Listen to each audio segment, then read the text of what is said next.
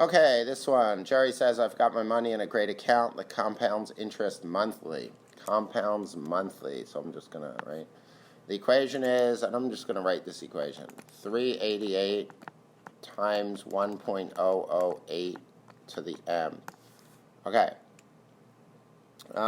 This represents how much money. Now remember, just before I even read more, I don't know if I need this or not, but this is the original amount. This is his original.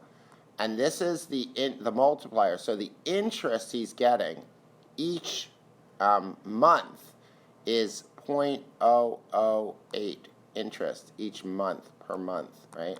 Okay.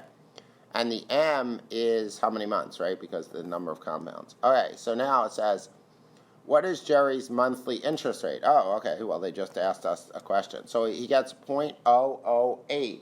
So his interest rate would be 0.8, right? We move it 2 decimal places. Percent interest per month, right?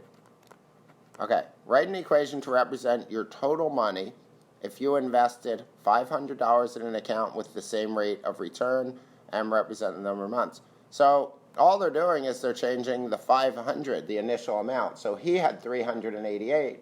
So you have 500. So it would be y equals 500 times, again, the same interest rate, right? 1.008 to the m. So there would be your equation.